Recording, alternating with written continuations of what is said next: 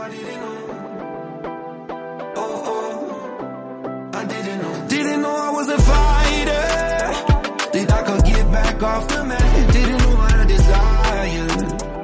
Until I reached for love like that. Didn't know that I was infinite, resilient. I'm killing it now. Ever since I found out. Ever since I found out. Ever since I found out. That I'm a fighter. When push becomes a shove, that's when you find out what you're made of. And darling, you ain't made of glass. It's when you got to dig down that you find levels to yourself that you would never believe in. You swing hard when life comes at you fast.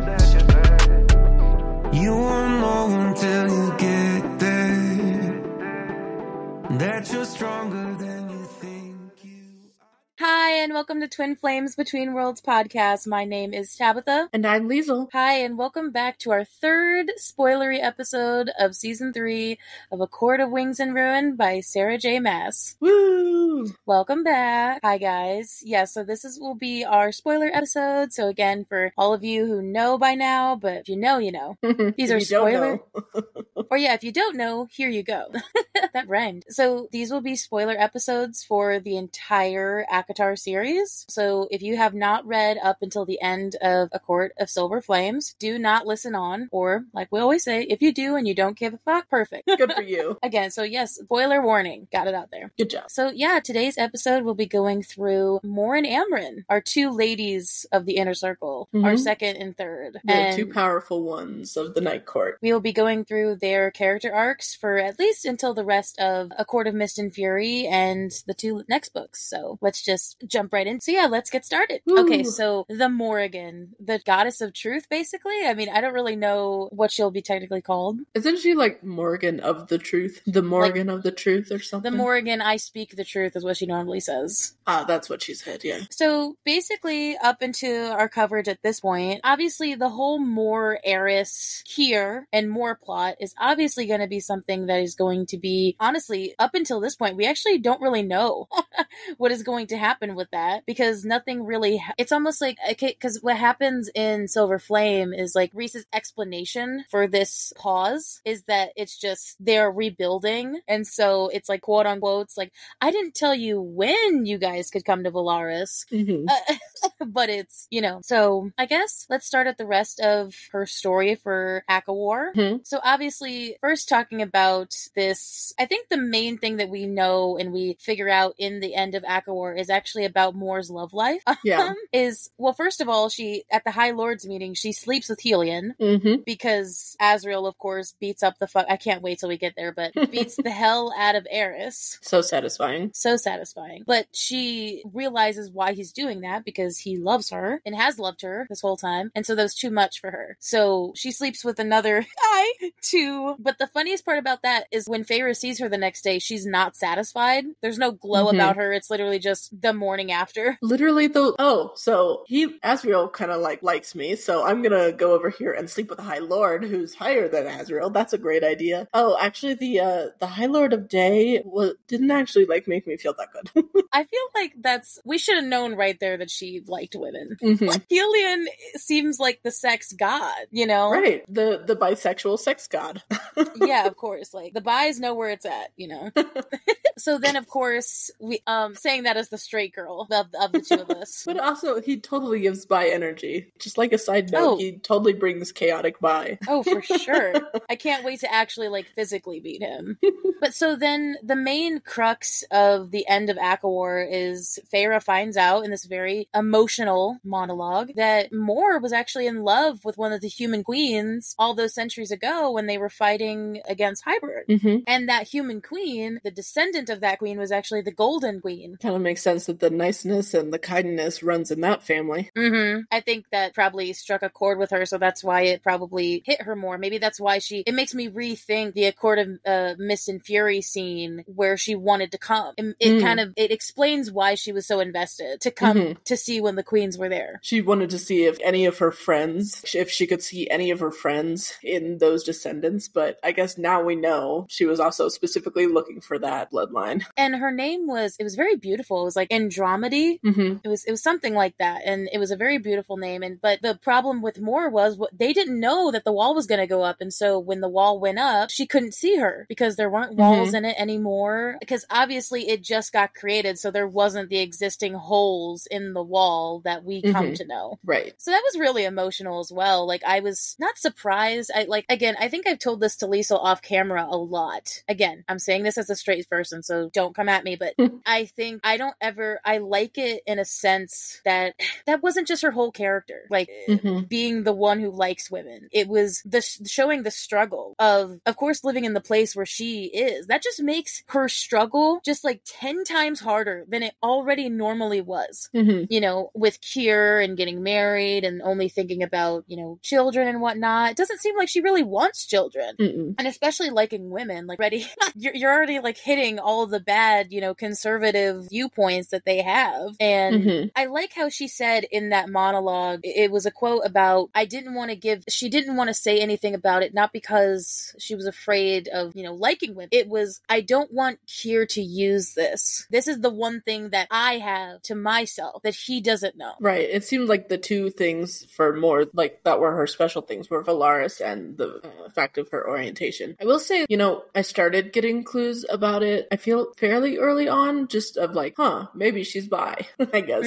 I didn't think completely gay. I mean, and obviously she has slept with men and males. Yes. But it was, I think when she started telling her story, it's like, okay, she is going to come out as gay. Woohoo. I'm excited. I was not expecting the whole part of the story of like, yeah, actually I had a female lover. And it's like, oh, Mor. It's so sad. Well, because that was also sad because she was human, and so when she finally, I missed this part, but when she finally did end up getting across the wall, that woman was married and had kids, and it's like her life moved on without her, and it was, in a weird way, it made like the immortal seem mortal, because she was moving on with life while she was stuck. Right. Right. So I just liked that idea, because I don't know, there's sometimes where in stories where it's like, at least I've heard this from my gay friends in the community, where sometimes if that's all their character in a fantasy, it's just like, yeah, I like guys, or I like da-da-da. It's like, I think it means more to the character to have that not just be their own personal thing, like their own personality. Like, I definitely agree. Like, having a character who is just the gay friend or whatever, sometimes it can fit into a cliche, but most of the time the ones that like go deeper of like, hey, that's who they are on the outside, that's how they act on the outside, but that's not actually them. Or as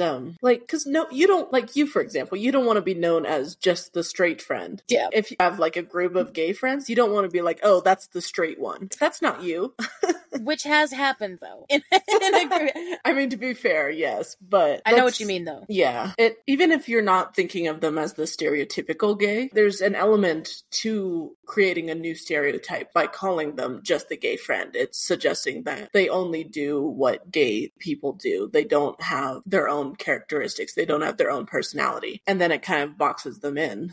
Yeah. And I mean, I think that's also another, I mean, it's great and all to have so many different relationships in the inner circle even, and so many different interests. And I do love that. And while as a bi person, I do like love seeing gay relationships and stories, that just makes me happy. So it's like, oh, she's gay. I'm down for that. That's super great. But we knew her as Mor before we knew her as the one who loves women. Yes.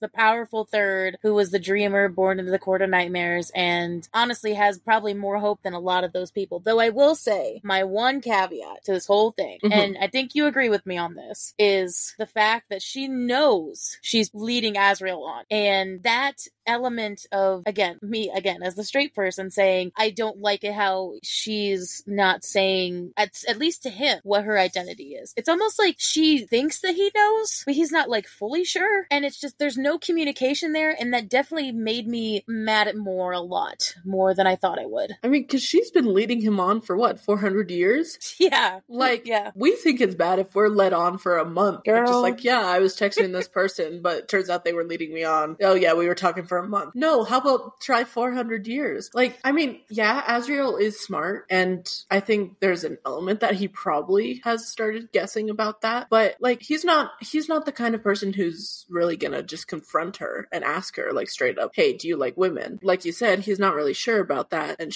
Mor's not sure about that, but the only way to deal with that is to talk about it, is for Mor to simply say, hey, Azrael, Azriel, you're one of my closest friends, but I am not attracted to you in the sense of like, I don't want to be in a relationship with you. Like, it's simple like that. Well, because I never understood when she had that big monologue at the end of the third book where it was, you know, oh, I didn't want anybody to know. It's like, that's okay. People come out in their own time. Okay. That we established that, but not he's like the one person that could probably keep a secret out of anybody. So why not tell him? And right. I get she's scared and I get there's this sense, but if you trust somebody and love them enough that if this is going to be important to your guys' relation, but also it kind of goes back to what Feyre was saying is that she likes how things are. There's a level of whether or not she actually admits it or not. She likes this dynamic of Cassian being the buffer between them. Yeah. But then that kind of gets disrupted when Silver Flame happens and Cassian's kind of off doing his own romance. And so their order is getting disrupted. Yeah. And so at some point it's going to come out, but it might not come out in the best way. Right. And the longer she puts it off, the worse it's probably going to be. I mean, I get, you know, she uses Cassian as a buffer, not only because they slept together the first time,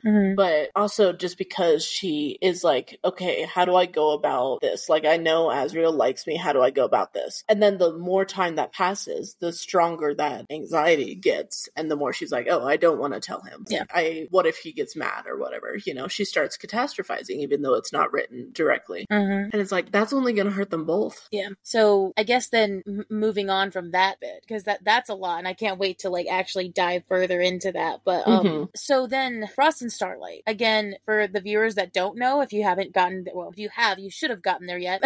But it's multiple perspectives, which was such a good job on SJM's part for transitioning Feyre's first person perspective to moving towards this third POV that we get in Silver Flame. But Mor's chapter happens, there's one chapter with specifically her and or what, there might be two. Don't quote me on that. There might be two or it's two or one. Because the first time is when they go to the Court of Nightmares and she's like having a PSD flashback about, they're talking about Eris and Kier getting their due. And basically, again, like I said before, Rhys just basically tells them, hey, I didn't tell you when, you'll get your chance, but not now. And it was the winter solstice, so obviously they wanted to be with their families under their mountain anyway. Right. But it was the second chapter that made me so interested. So it's more on the back of her horse. She has horses and her own, I would guess. I'd call it an estate. An estate. Yeah, I was going to say a ranch or something that we don't really get like where it is on the map, obviously, but it's somewhere outside of Valaris. Enough to where she doesn't, I think she even says nobody in the inner circle knows about it. Like it is her place. Which honestly, for one, to start off, she deserves that. She deserves her own place like that. And especially, I feel like we're going to see more of this place now that there's the potential of Kier coming into Valaris. For sure. Because or also, I don't know, maybe potential sharing this place with somebody. That'd be cute. Which we'll get into that. But so the very significant part of this chapter is that as she's writing, she's basically talking about how she wants to be free and how, I mean, she loves being a part of the inner circle, but there's a part of her that wants to travel to the continent, which obviously she does end up doing in Silver Flame. We don't see her a lot in Silver Flame. She's off making negotiations and peace and shit with the other fake territories who really do not want to make peace. No, but she's doing her job as the inner circle's diplomat, kind of emissary style, and with at least the three known Fae courts that we know about the continent that are closest to them, that are closest to the Night Court specifically, at least on the map from what we see. But the biggest like question that everybody has, which is never really actually answered, is she sees a shadow when she's writing. She feels a presence and she looks and there's just like she just feels this presence, this shadow. And there are so many fucking shadow references in these books that honestly it could be anybody. It could be Azriel, it could be Kosechi, it could be the Cauldron, it could be any fucking entity, it could be Bryaxis for all we know. Yeah, like I was gonna say that my very first thought was like, is that Bryaxis? Why is he watching her? And then my second thought was Azriel's shadows. Because if Azriel's, it's interesting because and I especially talking about Mor, I really wanted to hit this hammer in this home. So SJM came out, I can't tell you exactly what interview it was. I mean, I watch all of her stuff, so I don't actually know which one it is that that ACOTAR 6 will have a big betrayal. And so Ooh. everybody's speculating about who it's going to be. It's someone in the inner circle, which she has confirmed. I don't think... Okay, everybody's saying it's going to be either Azriel or Mor. I personally think it could be Elaine. Because she is part of the inner circle now, technically. I think that could be part of it, but I just wanted to bring up the conspiracy because if you guys have your opinions, we'd love to hear it. I think there are sides to all of these arguments. I mean, obviously, we've said in previous episodes what we think about Elaine and how she's going to go dark side, but I think the potentials for Azriel and Mor both have their accounts. Azriel, especially in Silver Flame, he'll just go off in the middle of nowhere and then they don't know where he's going. Some people have the conspiracy that he never went to look for Miriam and Draken in the third ACOTAR book, which I don't necessarily agree with. I would hate if Azriel turned dark side, but that would make me sad. Yeah, I know, specifically the Az girl that's here. Yeah, for sure. I would still support him, though. I feel like if I was going to support anybody turning dark side, it would be Mor. And I feel like it does have the potentials, though. You know, she has this place that no one knows about, so that could come into play. This presence in the woods, it could be a character we haven't even met yet that could be related to whatever this betrayal is. It could be, you know, when she's off doing her diplomatic stuff on the continent, she could be making allies or turning or whatever, being a turncoat. One idea that like kind of just popped into my mind of like, what if the shadow was like a person from one of those other territories that she smuggled in Prithian or something? I mean, you don't really have to smuggle in because there's not borders around Prithian, but it's like, it feels like that's the most. And, you know, now that she feels kind of betrayed by Rhys related to Valaris and working with Eris and Kier, it just seems most likely. Rereading Aka War again and realizing also the stuff that Feyre says, we brought this up in our episode. I retook it a different way about how she said this was the start of the demise of their court. It started to break. Yeah. And I was like, oh, that's not, because the thing is, Azriel and Mor were both in that encounter. I mean, obviously Mor was the one affected, but honestly, SJM set up such a good redirect. I actually don't know. Like, I can't say for certain that I don't feel like one or the other. But if I was giving my true opinion, I think everybody's, because I think I know SJM enough. I think it's going to be a misdirect, and I think it's just going to be Elaine that pops up out of nowhere and is just, no, it's really me.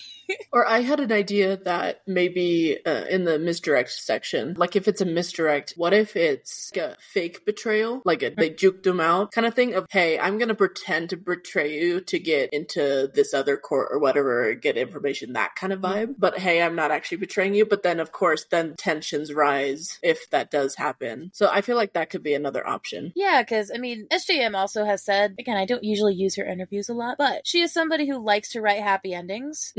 So she's not somebody who's going to have this, like, massively bad, and some people might not like that. You know what? I like a happy ending. I don't mind that, especially with characters I love so much. But again, some people just want a good story, so that's totally fine. I mean, and some people like hurt comfort type of trope as well. So it could be the case of, you know, this is a perfect family, but at the same time, no family is perfect. So it could be the case that they just have to like butt heads about what if it's even just a small betrayal? It's not a huge betrayal or something. Yeah, because she didn't say it was like minor or major. It was just massive. Like it was a betrayal of somebody. But moving on then to Silver Flame, before we move on, if I'm giving my best guess about what shadow it was, like if I'm just ballparking it, I would say that I have two top choices. I think that could be Azriel knowing, and he's just slightly protecting her without her knowing it. Or I think it might be Koschei. Now, the reason I think that is because why is he so obsessed with, this is my like big theory about that. Why is he so obsessed with these women? The reason I think it's Koschechi is, I literally just said both of them. It's Koschei or Koschechi, I don't give a shit. I'll use them interchangeably, okay? I think it is because, remember when, in the end of Mist and Fury, Hybern looked to Mor and saw she called her a queen. Why are all these powerful people obsessed with these specific women? I wonder maybe if he was looking at her somehow and saw another powerful woman and was like, I want like her collection wise. Because why would we have never seen a resolution with why he called her that. Right. Why did he think that she was a queen? I mean, obviously, yes, Yask, she is. I'm not saying that she isn't, but I feel like there's more to that than like what it seems. I mean, that would make sense. And we still don't know enough about Koschechi. all we know is that he is a shadow presence. And the amount of, I mean, back in our other theory episode, we were talking about how it was always a shadowy presence. So I could totally be on board with that. I think, as for your other option with it being Asriel, I guess my theory around that is if it was Asriel, I mean, obviously he's always been like watching her and stuff. Random theory, just gonna throw this out here. It's probably not true, but I'm just gonna say it to say I said it, is what if like when Mor and Feyre were talking about, you know, and her coming out, if he overheard that? Honestly, yeah, because not soon after that, he's like so gung-ho Elaine and gives her the knife. Yeah. Honestly, dude, they were talking in like the war camp dead at night. They wouldn't have seen the shadows at all. No. And also, for someone who literally knows how to spy, like if they're the only ones talking at night, like honestly, he's yeah. gonna know that. I didn't even think about that, dude. He probably did. So like if he heard them, like that's probably why he's more focused on Elaine for that and, you know, willing to give truth teller, and why he seems to distance himself a little bit more throughout the rest of the series. And then if he Frost and Starlight, in that chapter, if that is him, like in there, he's probably being like, okay, well, actually, what if Asriel notices something is off with Mor and like he thinks maybe she's acting off, maybe she's under mind control, she's being betrayed that way.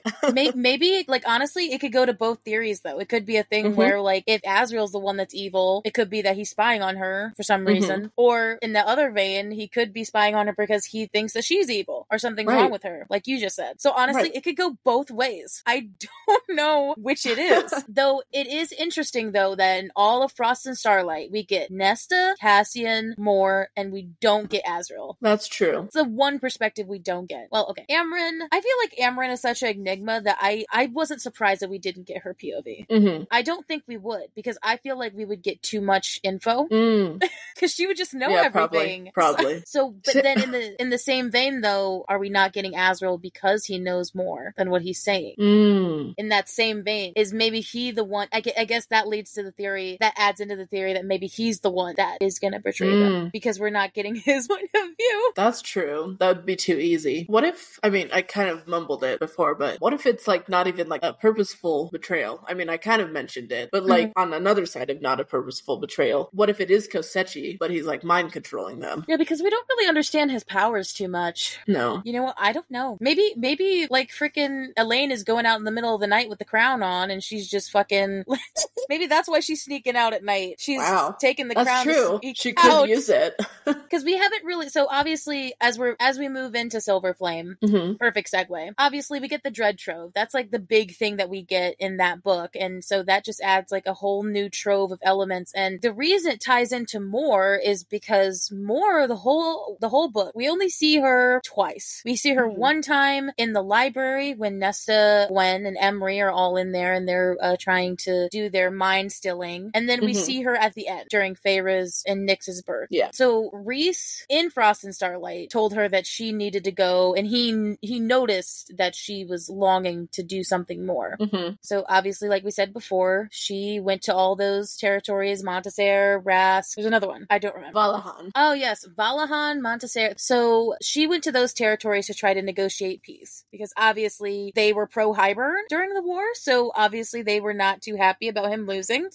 So she's very much being a diplomat the whole time, and when she does come back, we do get this very interesting, I mean, obviously, I think Emery and her are either mates or, okay, I'm going against my theory. I don't think anybody but the sisters are getting mates, and we'll go into that in a further episode about the relationships, but I definitely think they'll be lovers. I ship them. I ship Emery and Mor. Because Emery saw Mor walk in, and she was just bug-eyed, full, like, and it was so cute because it was one of those things where it's like, do you see her? Yeah, Emery is like Mor. Fangirling, and it's like, oh, she's so beautiful. I should have known from, because we meet Emery in Frost and Starlight, unlike Gwen, we don't meet her until Silver Flame. I should have known then that she was gay. I was like, a powerful, a scorned Illyrian woman, perfect person for her is just, And like I said in another mini episode a while back, Mor tends to like Illyrians, just not the men. I know, and what a perfect, because Emery's a warrior now. She's in a complete Corinthian. She's a Corinthian Illyrian warrior. And on top of that, she's a Valkyrie. About probably the more important distinction, but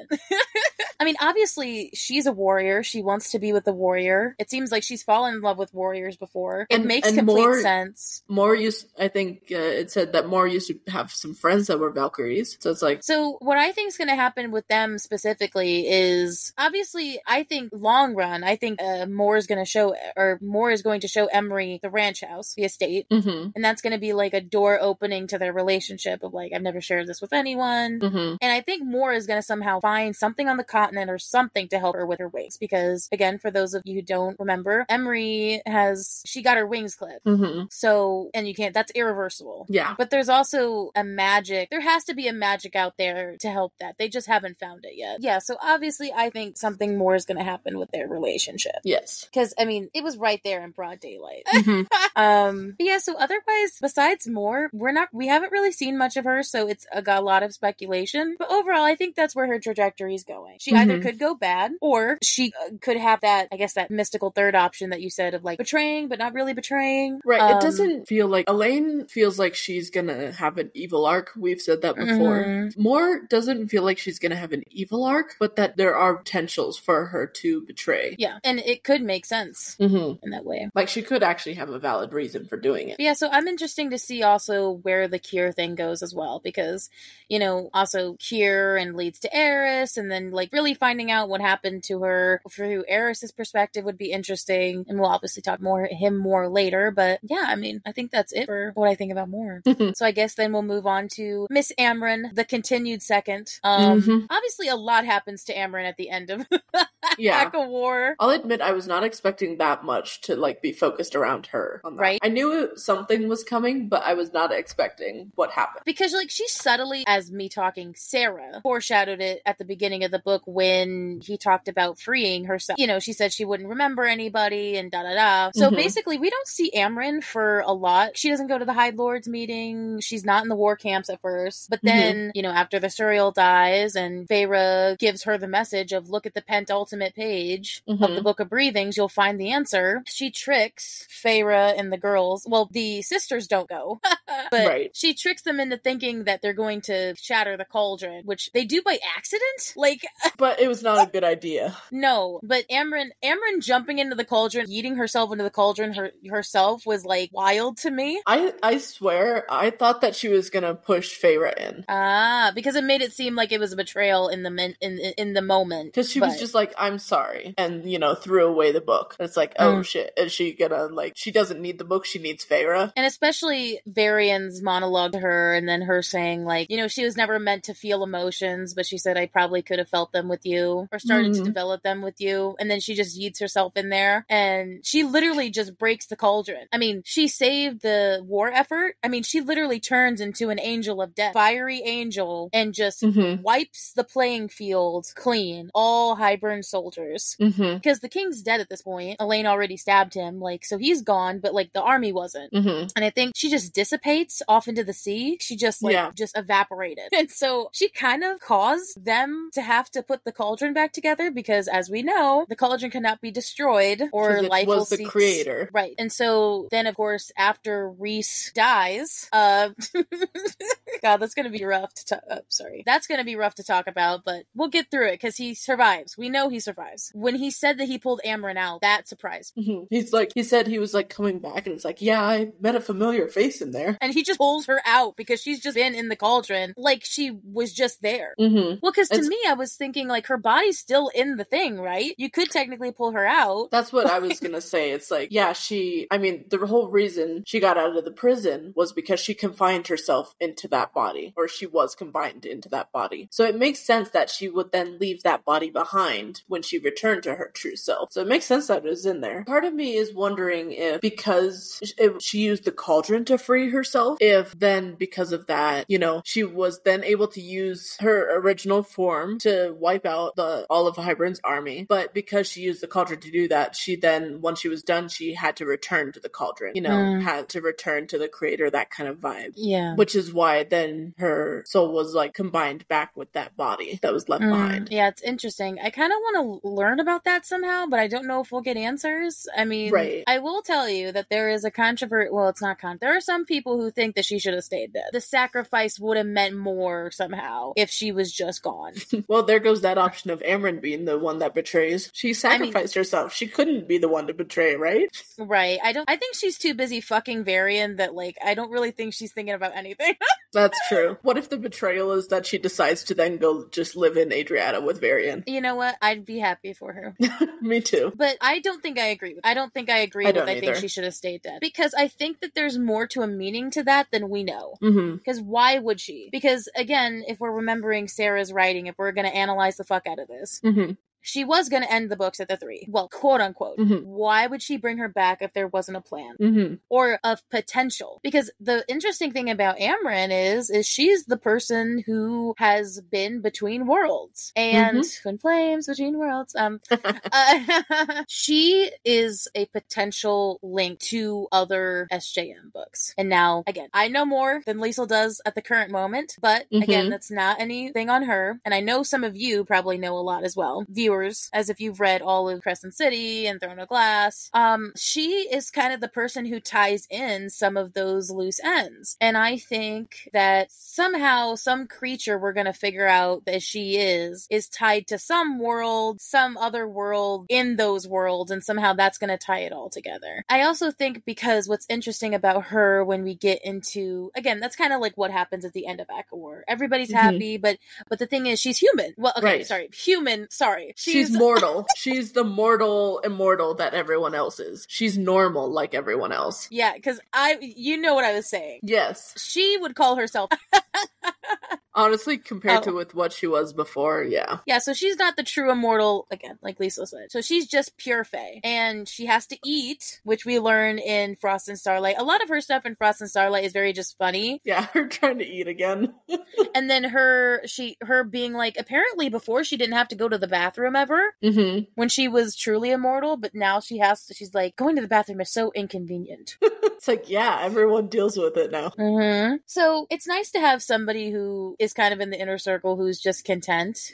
But so again, we don't get a POV from her in Frost and Starlight, but she seems to be the one pro Nesta in Frost and Starlight, which that quickly changes at the beginning of Silver Flame. Amren is the one who knows Nesta the best because they're very similar. But like Amren's like the 15,000-year-old version of Nesta who's lived a bunch of lifetimes, who's just like, I can't deal with petty drama shit. Right. So obviously we don't get much of her besides that. So then in Silver Flame, obviously she comes up a lot. She's the one to basically send Nesta off. She says that she's not worthy. She's very much the tough cop, or like the bad cop in the scenario of her and Feyre or her and Rhysand, like the tough love of you're not worthy of this yet, which I guess Nesta needed in moments, but also like it did get beat. Again, what's so interesting about Silver Flame, which we'll get into, which I think you agree with me, is that being in Nesta's perspective, we somehow like get mad at the inner circle, specifically Rhys and Amren, which we never thought we would beforehand. Right. So yeah, that's very interesting. But very much Amren's thing is, I feel like there's two things I want to bring up Silver Flame wise. Number one, she is very adamant about Rhysand becoming the High King, because again, like we talked about, the Dread Trove is now in play. The Nesta made these 3 new items. She made like a big broadsword. I think it was just another sword and a dagger of some, or like a smaller dagger of some sort. A broadsword, a long sword, and a dagger. Shit, I can't believe. Honestly, Liesl does remember a lot, so I'm not surprised she knows that, but you shocked me there. I didn't think you...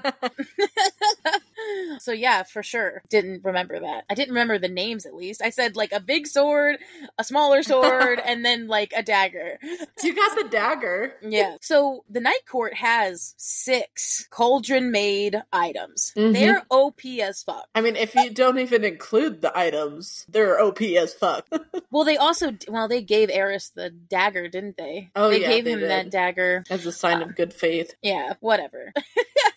It does make me think, though, back to the first book of like how Lucian gave Feyre a dagger of like, please don't stick this in my back. And now Night Court giving Eris a dagger of like, please don't stick this in our back. I think the Night Court has so much high ground on Eris that there's really anything he could do that would not at least expose his neck out too much. But anyway, we're not talkers, but side tangent. I think, so yes, these trove items make Rhysand and his court all the powerful. More powerful, like Liesl said, they already obviously we're OP as hell, but they just got 10 times more, and SJM keeps bringing up, which is very much what Amren keeps bringing up, is about how this return to how things used to, of before the High Lords, before Prithian started to be like divided up into courts. And it's just interesting that started with Tarquin somehow. This idea of breaking up the courts, and we've talked about this in our first spoiler episode, so if you want to talk about what we think about the court. So again, yes, if you want to go listen to that, we go into depth about how we think the courts are going to get abolished. But Amren keeps telling him that he needs to become High King. Not because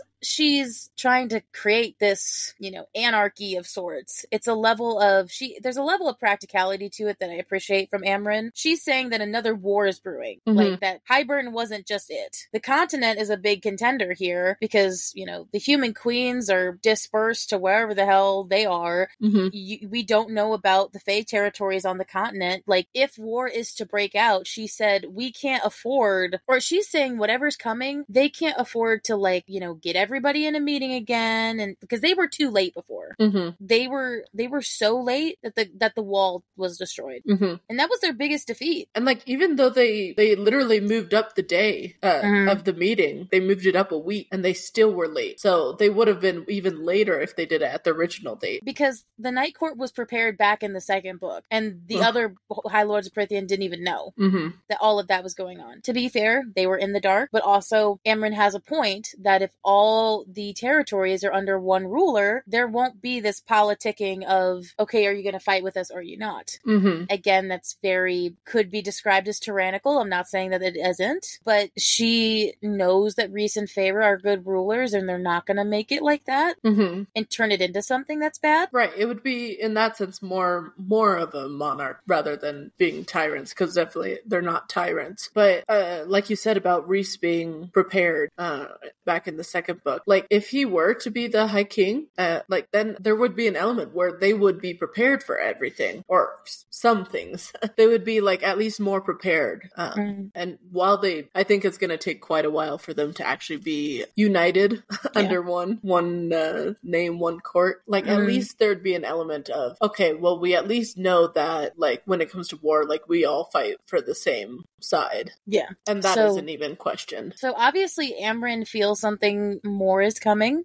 I will say, out of all the characters, I hate to say it, but I feel like she's probably the one on the chopping block in terms of, if we're thinking about a character that is potential to die, she would be it. I mean, yeah, that makes sense. She has all of this knowledge that, she's shared, that she's been sharing. So it's she's passed on her knowledge, that kind of thing. And also, she was given a second chance to come back, but she doesn't have her power anymore. Yes. So there's an element where she is just a normal fae. She is, but so it's it would make sense of she risks giving up her power, so that might come back to bite her in the ass. So two things I think something's either gonna happen where her power is gonna be reinvigorated somehow, where somebody's gonna give her some power, maybe the mother, I don't know. Somehow she's gonna get her powers back, or at least power back, or she's gonna die.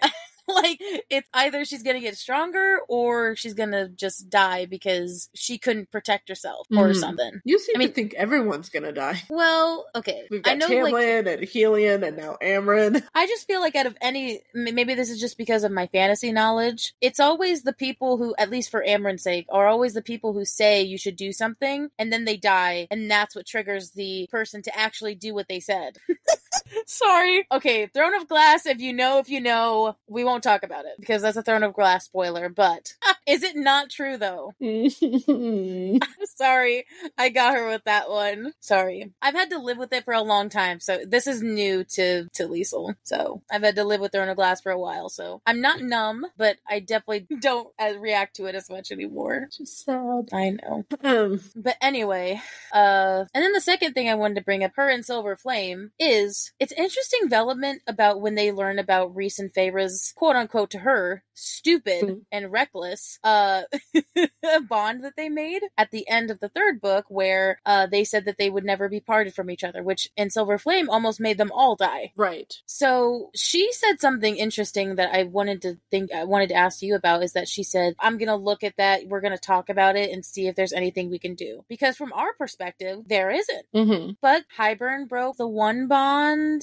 Obviously, he couldn't break a mating bond, but it's seemingly like that could be something that could be broken. Or could they reverse it? It seems like they've tried. Because again, in Silver Flame, we don't get Feyre and Rhysand's perspectives at all. Mm-hmm. Did they try behind the scenes to try to redact what they said and to try to take, quote unquote, take it back, but they couldn't? And that's why when they brought it up, they're like, we tried. I mean, that would make sense considering they seem to be working with Helion a lot, especially Rhys working with Helion a lot to find some kind of spell to save Feyre. Yeah. Yeah, continue on. I guess my thought is if Hybern was able to break a bond like that, I don't doubt they could break it with some. Right. I don't necessarily know, but it's just, it's interesting that Amren's the one who brings it up. Right. Let's see if we can do anything about that. Yeah, I think they're definitely interesting, to say the least. Mm-hmm. I wonder if we're going to see more of Amren's kin. Like, I don't know, find another Death Angel or something. Not entirely sure. That'd be interesting. Is the rip in the world gonna open up again just randomly and then like things are gonna come in? I wonder how far that this book is going to go. And I'm excited to see where it goes. Yeah, I'm curious for sure. Do you have any lingering thoughts?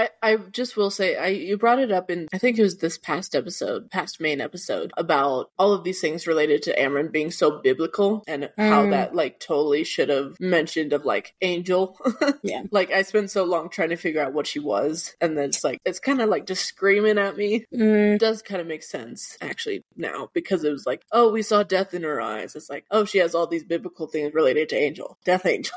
I think it would be cool if we, like, say in this next book, you know, what you said about Amren being the connection between worlds. If we saw more of like that rift kind of thing of like she found her rift that she came from, you know, it opens up all the theories of like, what if the rifts were still there, just no one can see them because they don't have enough power or something. That's a theory that I saw somewhere. But anyway, so I feel like there's more rifts, and I think it would be interesting to see either more death angels or on the other side more death gods maybe. But I think she will play a vital thing to that. I don't think she's going to die, but I feel like something's going to happen to her. And as for Mor, definitely I'm unfortunately kind of leaning more towards the betrayal side for that.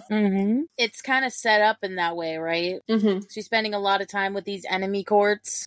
It would be beneficial to gain their trust through betrayal of some sort. It kind of sets it up perfectly. Yeah. And I think with Amren, I mean, I don't want her to die, but she could be used as a pawn somehow. Maybe Kosechi takes her. I don't know. Like, he seems to be obsessed with women. Maybe he takes her. Hell, I don't know. What if Kosechi takes Amren, right? Or sorry, what if he takes Mor? And then, but it's like, what if then we see like more of the Band of Exiles related to that? Yeah, because I've seen a couple like fan arts of Mor and Vasa. Like I would ship it, but I would think that that's the case. But like seeing Emery, I was like, no. It was the same vibe I got with Cassian and Nesta in Mist and Fury. I was like, no. Yeah, like Cassian couldn't keep his eyes off of Nesta, and she couldn't keep her eyes off of him, regardless of how much she fought it. Yeah. And then, you know, with Mor and Emery, it's different, but the fact that Emery was just like, she's so beautiful and strong. It's that. I want to see that. Well, and we haven't ever seen Mor look at her, so right. Maybe if she did, maybe we'd see something. Maybe something would click again. I don't think that they're going to be mates again. That's my own personal opinion, but anyway. So yeah, I guess that's the end of our spoiler episode. I'm so happy we got to talk. It's nice to do a character breakdown though every now and then, because I like to see where this is going, especially given our girls the time in the sun that they deserve. And if you call them by their kind of nicknames, like we did in the title, it sounds really epic. It's kind of if you know, like wink, wink, nudge, nudge, if you know who we're talking about without directly saying it. We think a lot about these titles, you guys, just to let you know. We take a lot of time to do them. But yeah, so please, again, if you want some more exclusive content, please go to the Patreon. We're starting to put some more free stuff on there. I'm starting to put like trivia questions and whatnot up there. Yeah, but there's the other 2 tiers with extra video content and early access to the audio tapes, and the Discord, which Liesl's starting that up, so that's great. The Discord is now for all members for free. Yes, we made it free. So please come join us. Yeah, so please anyone come join the Discord. And the access to my notes. My BS notes of putting together for these fun notes that I have. Trust me, you want to see them. But yeah, if you're not, please follow our Instagram, Facebook, TikTok, whichever ones you use more, or all of them, please. We really appreciate it for our reels and just more exclusive content. So please follow it. And again, if you want to share this with anybody who also is theorizing about ACOTAR, and like, please share this with your ACOTAR girlies, SJM friends. Is there anything you want to say to the people before we go? We love you. Yes, we love you so much. Thank you so much for listening up until this time. And next episode, we'll talk about the High Lords meeting. We're going to the High Lords meeting, baby. I'm so excited. That's gonna be a shit show. Oh, for sure. But it'll be a beautiful mess. And the shit show that I want to be a fly on the wall. Oh, for sure. I want to be a frog in that pond, just looking at them. I'll be the fly on the wall. You'll be a frog in the pond. Yeah. I don't know why that was the first thing I thought of. I was thinking of the big reflection pool, dude. I was thinking of I would want to be in the reflection pool somewhere, but that would make sense for you. But yes, well, so I can just see a little chibi Tabitha, like just being like, ooh, just like, oh, like I'm like one of those big, like cute, like frogs, like the big fat ones. Just like, oh shit, did you hear what she said? Oh shit, he responded. Yeah, good God. So yeah, so we'll see you that next episode, and then also we'll see all of you in our next spoilery episode for the people who are gonna keep on with our spoilers. So we'll see you guys. Bye-bye. Yep, bye. I didn't know I was a fighter, that I could get back off the mat. Didn't know I had desire, until I reached for love like that. Didn't know that I was infinite, resilient. I'm killing it now, ever since I found out that I'm a fighter. When that push becomes a shove, that's when you find out what you made of. And darling, you ain't made of glass. It's when you got to dig down deep that you find levels to yourself that you would never believe in. You swing hard when life comes at you fast. You will never know till your back's against that wall, that you are too damn strong to let yourself fall. I didn't know I was a fighter, that I could get back off the mat. Didn't know I had desire, until I reached for love like that. Didn't know that I was infinite, resilient. I'm killing it, ever since I found out.